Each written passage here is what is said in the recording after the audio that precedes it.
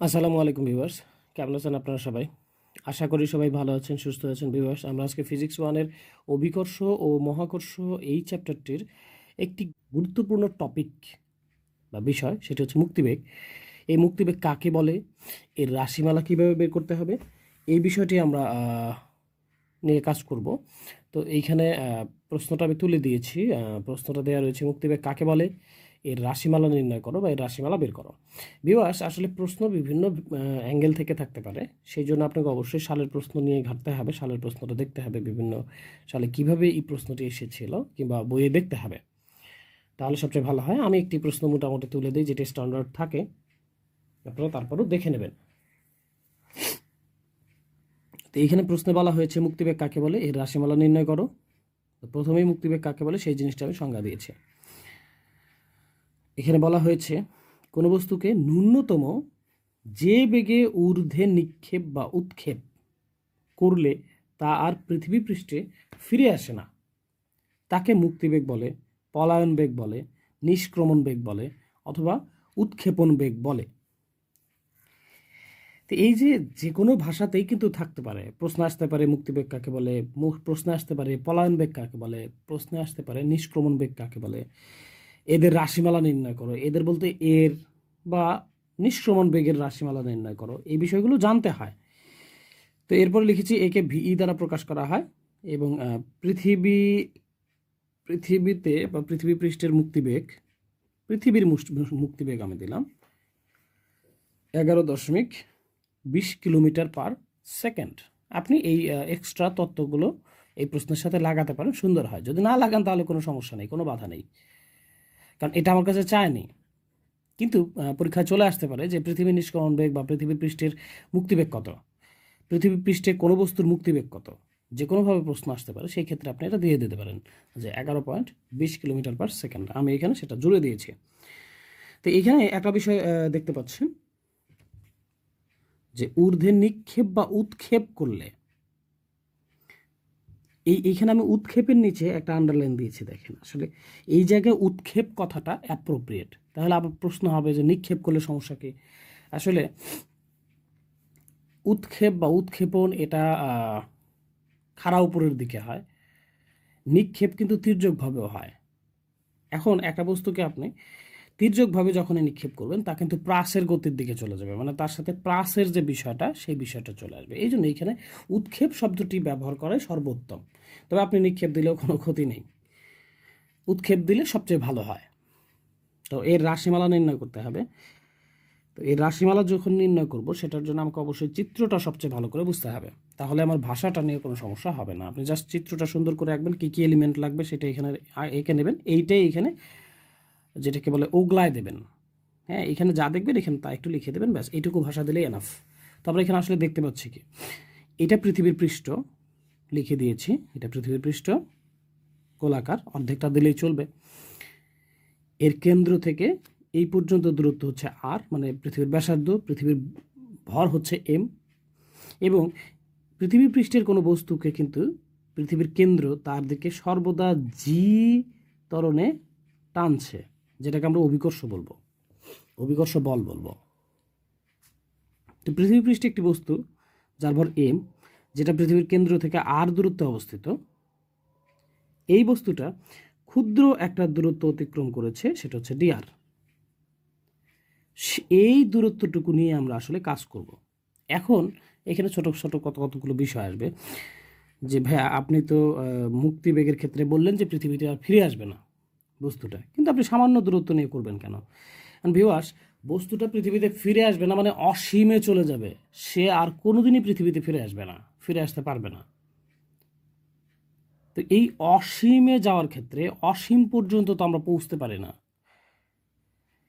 তাহলে আমরা কি করব, এইখান থেকে অসীম পর্যন্ত যে পথ, সেইটা মনে মনে আমরা হিসেব তো করবই, কিন্তু আমরা তো জানি না অসীম পর্যন্ত কতটুকু। সেই জন্য আমরা কি করব, যে একে ছোট ছোট টুকরায় পরিণত করব, একটা ছোট টুকরার হিসেব করব। তাহলে এরকম কতগুলি টুকরা জুড়ে দিলে অসীম পর্যন্ত যাবে, সেই টুকরার হিসেবটা আমরা কি করব, যোগ করে দিব। এখন এই যোগ করার ক্ষেত্রে আপনি কতগুলো টুকরা যোগ করবেন, এই জন্যই তো ক্যালকুলাস এসেছে। ক্যালকুলাসের উৎপত্তি হয়েছে।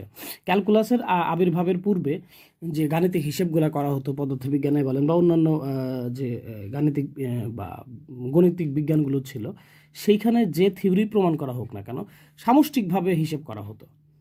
ফলে একটা ত্রুটির তৈরি হতো, একটা সামান্য ত্রুটি হতো। এরপরেই আসলে ক্যালকুলাস আবিষ্কার করা হয়, যেটি সামান্য পরিবর্তনের উপর হিসেব করা হয়। এবং যেমন ধরেন এইখানে ছোট্ট একটা অংশের হিসেব করে যদি আমি এই অংশে ধরেন 10 পাই, তাহলে অসীম পর্যন্ত কত পাবো, সবগুলো যদি যোগ করি অসীম পর্যন্ত, তাহলে কিন্তু আমার আর মানে বিন্দুমাত্র ভুলও হবে না, খুব সামান্য পরিমাণ ভুলও হবে না। আসলে এই যে ভুল থেকে বাঁচার জন্য আসলে ক্যালকুলাসের আবির্ভাব হয়। তো এইখানে ক্যালকুলাসের আসলে যে পার্টটা কাজ করবে সেটা হচ্ছে যে যোগজীকরণ। আপনি পুরো দূরত্বটার মধ্যে ছোট্ট একটি টুকরা নিলেন, সেটাকে যখন আপনি সমাকলন করবেন, অসীম পর্যন্ত সমাকলন করবেন, তাহলে ওইখান থেকেই কিন্তু আপনার অসীম পর্যন্ত হিসেবটা চলে আসবে, সামষ্টিকভাবে আপনাকে করতে হবে না। তো আমি আসলে এইভাবে ব্যাখ্যা দিয়ে থাকি ক্যালকুলাসের, যে ক্যালকুলাসের উৎপত্তি হয়েছে কীভাবে, বা ক্যালকুলাসের সংজ্ঞাও কিন্তু এইভাবেই বলা রয়েছে। এটা আরও স্ট্যান্ডার্ডভাবে অনেকজন অনেকভাবে বলবে, সেটা আমার মাথা ব্যথা না। আমি সহজ সরল মানুষ, ছোট মস্তিষ্ক, ক্ষুদ্র মানুষ, তাই সহজ সরল ভাষায় বলার চেষ্টা করে। তাতে আমি পদার্থবিদ নই। তো যাই হোক, আমি আমার ভাষায় বললাম, আশা করি বুঝবেন। তো এখানে যা যা দেখলাম তা তো দেখছি, এইটাই এখন ভাষায় প্রকাশ করব। দেখেন, ধরি বস্তুর ভর এম, এই যে বস্তুটার ভর এম, পৃথিবীর ভর বড় হাতের এম, ক্যাপিটাল এম দিয়ে দিয়েছি, পৃথিবীর ব্যাসার্ধ ক্যাপিটাল আর। আমরা জানি পৃথিবীর কেন্দ্র হতে,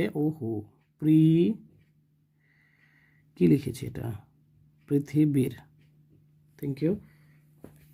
আসলে আমি তো মেশিন নই, আমি মানুষ, রক্ত মাংসে করা মানুষ, তাই ভুল হয়ে যায়। হ্যাঁ, পৃথিবীর কেন্দ্র হতে বস্তুর দূরত্ব আর, সুতরাং বস্তুর অভিকর্ষ বল, এটা আমরা জানি যে বস্তুর অভিকর্ষ বল F equal capital G capital M small M divided by R square, G M M by R square. এটা অভিকর্ষ বলের সমীকরণ থেকে আমরা জানি।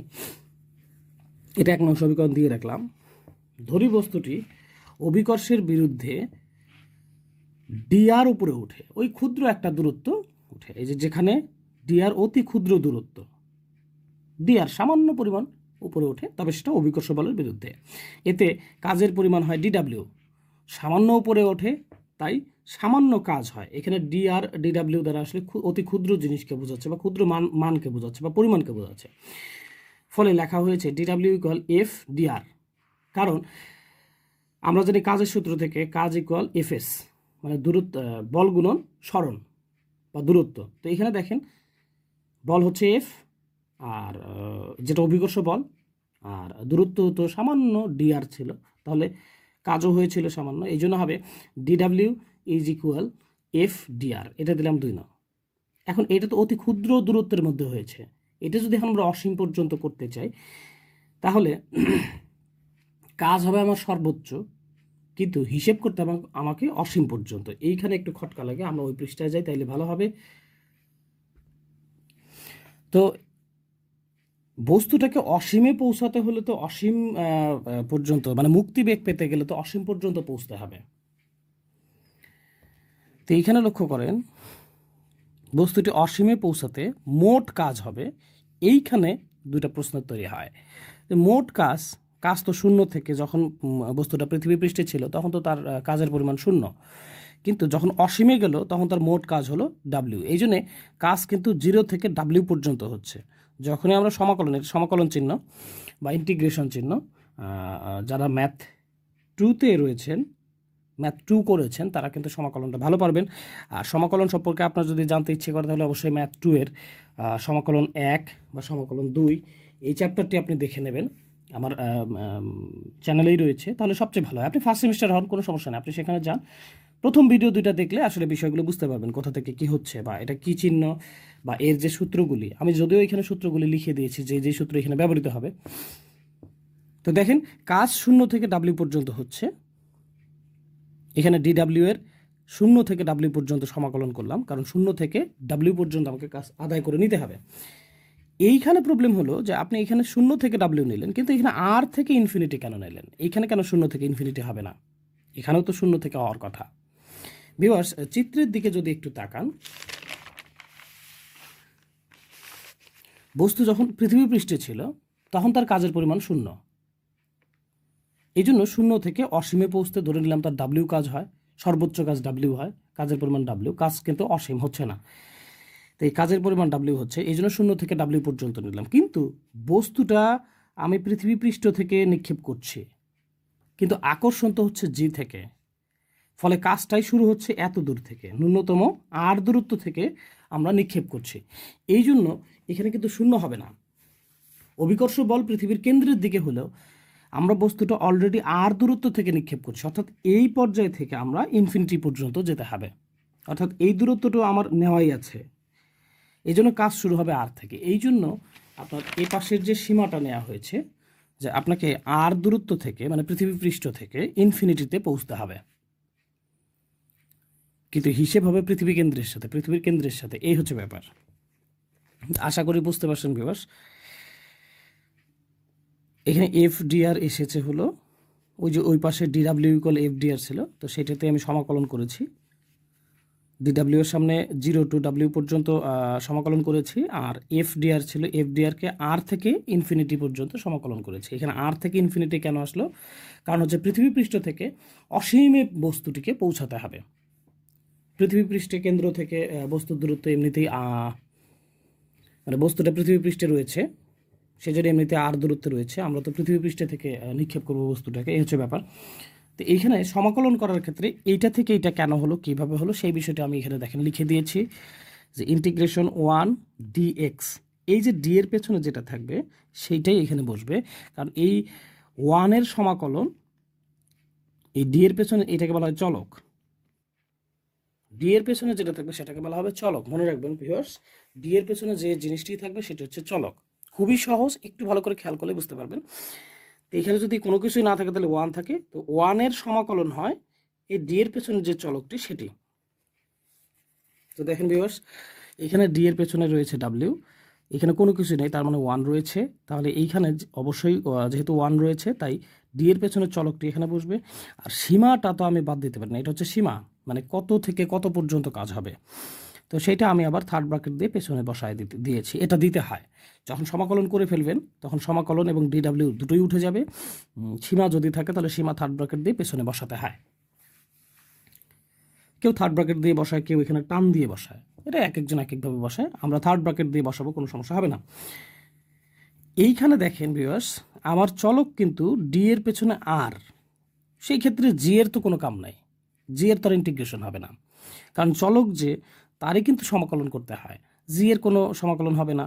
দেখেন জিকে বাইরে বের করে নিয়েছি, এম এর কোনো কাজ হবে না, এমকে বাইরে বের করে নিয়েছি, স্মল এম এর কোনো কাজ হবে না, স্মল এমকেও বাইরে বের করে নিয়েছি। তাহলে থাকে কত? 1/r²। ইনভার্সের সূত্র অনুযায়ী, বা সরি সূচকের সূত্র অনুযায়ী, নিচের রাশিটিকে উপরে তুললে আমরা জানি পাওয়ারটা মাইনাস হয়। তো সেই কাজটাই আমরা এখানে করে নিয়েছি, সমাকলন আগেই করিনি।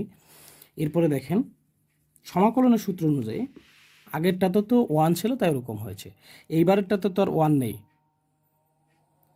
তো সেই ক্ষেত্রে সূত্র হচ্ছে এক্সের যে পাওয়ার তার সাথে 1 যোগ হবে, আর ওই যোগফলটা মানে n+1টাই নিচে আসবে। তাহলে ভিউয়ার্স এখানে দেখেন আমার পাওয়ার ছিল -2, দেখেন সমাকলনের সূত্র অনুযায়ী এই -2 এর সাথে +1 করেছি, আর এই যে -2 + 1 এইটাই নিচে বসিয়েছি, -2 + 1, আর সীমাটা ওই যে পেছনে নিয়ে বসিয়ে দিয়েছি। আপনি সমাকলন বুঝতে চাইলে অবশ্যই আপনি সেমিস্টার 2 এর ম্যাথ 2 এর আপনি আমার ভিডিওর মধ্যে সমাকলন 1 সমাকলন 2 অবশ্যই প্লেলিস্টে গিয়ে দেখবেন, সেখানে অবশ্যই দেওয়া রয়েছে, দেখলে সবচেয়ে ভালো বুঝতে পারবেন কীভাবে সূত্রগুলো হয়, কেন সূত্রগুলো হয়, কেন এখানে +1 হলো, নিচে কেন +1 হলো, এই ব্যাখ্যাগুলো ওখানে দেওয়া আছে সুন্দর করে, আপনি দেখে নিলে সবচেয়ে উপকৃত হবেন। এরপরে দেখেন হিসেব করেছি, এই যে -2 + 1 এটার জন্য হিসেব করলে হয় -1 নিচে লেখার দরকার নেই, কিন্তু মাইনাস তো একটা আসে, সেই মাইনাসের সামনে বসিয়েছি, আর এখানে আর এর ওপর দেখেন -1 হয়, এই যে আর এর ওপর -1 দিয়েছি। তো ইনভার্সের সূত্র অনুযায়ী r⁻⁻1 = 1/r, এটা আমরা জানি x⁻⁻1 ইকুয়াল 1/x, তাহলে r⁻⁻1 ইকুয়াল 1/r, এটা বসিয়ে দিয়েছে। আর এই মাইনাসটা দেখেন ভিউয়ার্স, এই যে সামনে দিয়েছে, আর এখানে সীমা দেখেন r টু ইনফিনিটি রেখে দিয়েছে। ওকে, ইকুয়াল কি হয় দেখি। এবার এখানে সীমা বসানোর পালা, এই যে যে সীমাটি ছিল সেটি বসাতে হবে। ও এইখানে যে সীমা বসানোর পালা ছিল সেই সীমাটা কিন্তু বসাইনি, একটু ফাঁকা রেখেছি, কারণ এটা আমি এখন বসাবো। এই সীমা বসানোর নিয়ম হচ্ছে, এই যে আপার যে সীমাটা মানে ওপরের যে সীমাটা, সেটা ঠিক যে চলকটা আমার ছিল মূল সমীকরণে সেই চলকের জায়গায় বসাতে হবে। তো মূল চলকে ছিল ডাব্লিউ, তাহলে এখানে ডাব্লিউ এর জায়গায় এই ডাব্লিউ বসাতে হবে। তাহলে কি হচ্ছে ডাব্লিউ মাইনাস, এবার এই ডাব্লিউ এর জায়গায় 0 বসাতে হবে, 0, মাঝখানে মনে করেন মাইনাস হবে সবসময়, মনে করেন না এটাই সূত্র আসলে, যে যখন সীমা বসাবেন তখন আপার মান বসানোর পরে লোয়ার মান যখন বসাবেন তার সামনে মাইনাস দিতে হয়। তো equal W minus 0 is equal হচ্ছে ডাব্লিউ। ওকে ফাইন, তাহলে এই ক্ষেত্রেও কিন্তু তাই হবে। এখানে চলক কে ছিল ভালো করে খেয়াল করেন, আর ছিল, তার মানে সীমাটা কিন্তু আর এর জায়গায় বসবে। এখানে আর নিচে আছে, প্রথমে ইনফিনিটি বসাবো, পরের বার ক্যাপিটাল আর বসাবো, মাঝখানে মাইনাস দিব। তো আমি এই কাজটাই দেখেন এখানে করেছি খুব সহজভাবে। এখানে মাইনাস জিএমএম ছিল থাক, এই যে আর এর স্থলে 1/∞ দিয়েছি, মাইনাস নিয়েছি সূত্রের যেটা সীমা বসাতে লাগে, আর এই যে ক্যাপিটাল আর বসিয়েছি 1/r। ওকে, এরপরে এখানে দেখেন 1/∞ ইজ ইকুয়াল 0। এই যে 1/∞ ইজ ইকুয়াল 0 যে হয়, এই জিনিসটি আমি ম্যাথ 2 এর লিমিট বা সীমা এই চ্যাপ্টারটিতে খুব ভালোভাবে আলোচনা করে দিয়েছি। কেন 1/∞ ইজ ইকুয়াল 0 হয়, কীভাবে হয়, সে বিষয়টি প্রথম ভিডিওতে আপনি পেয়ে যাবেন। লিমিট বা সীমা ভিডিওটি যদি আপনি দেখেন, লিমিট বা সীমা চ্যাপ্টারটির প্রথম ভিডিও বা প্রথম দুটি ভিডিও যদি আপনি দেখেন, একটু দেখে আসবেন, সবচেয়ে ভালো লাগবে। অথবা আপনি সূত্র হিসেবে মনে রাখতে পারেন যে 1/∞ ইজ ইকুয়াল 0। তো এখানে 1/∞ মান 0 বসিয়েছি, মাইনাস ছিল মাইনাস, 1/r আছে, আর এই 0-র তো কোনো দাম নাই, এই মাইনাসটা গিয়ে এই মাইনাসের সাথে প্লাস হয়ে যাবে। তাহলে থাকলো কত, জিএমএম বাই ক্যাপিটাল আর, এটা দিলাম 3 নং সমীকরণ। এখন ধরি মুক্তিবেগ ভিই, যেহেতু মুক্তিবেগকে ভি দ্বারা প্রকাশ করা হয়, তাহলে মুক্তিবেগ ভিই হলে আমরা জানি গতিশক্তির সমীকরণ থেকে জানি, এটা পঞ্চম অধ্যায়ে পাবো, গতিশক্তির সমীকরণ ইকে ইকুয়াল, পঞ্চম অধ্যায় না সপ্তম অধ্যায়ে কাজ ক্ষমতা শক্তিতে, এটিরও ভিডিও আমি দিয়েছি, চ্যানেলে রয়েছে, সেখানে দেখলেই পাবেন। তো KE is equal half M V square, এটা দিলাম 4 নং সমীকরণ। এখন দেখেন ভিউয়ার্স, আমার যে কাজটা হবে সেই কাজটা তো বস্তুর গতিশক্তিটাই হবে, মানে গতিশক্তির দরুনে যে কাজ হবে সেটাই। ফলে এই মুক্তিবেগের ক্ষেত্রে যে বস্তুটিকে আমরা নিক্ষেপ করেছি তার দ্বারা কৃত কাজ আর গতিশক্তি পরস্পর সমান হবে, কারণ গতিশক্তিটাই কাজে পরিণত হবে। এই জন্যে এই গতিশক্তি মানে ইকে ইজ ইকুয়াল ডাব্লিউ হবে। ফলে আমরা বলতে পারি এই হাফ এমভি ই square equal G M M by R.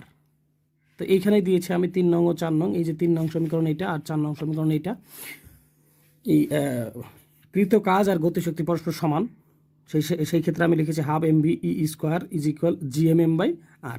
এখানে উভয় পক্ষ থেকে এমএম দিলাম কেটে, থাকলো হাফ, হাফের 2টা পক্ষান্তর করলে উপরে গিয়ে গুণ হবে, দেখেন V square is equal 2GM by R. এখানে মনে রাখতে হবে জি এর একটি সমীকরণ আমরা পাবো, এই চ্যাপ্টারেই পাবো, আমি এটির প্রমাণ এখনও দেইনি,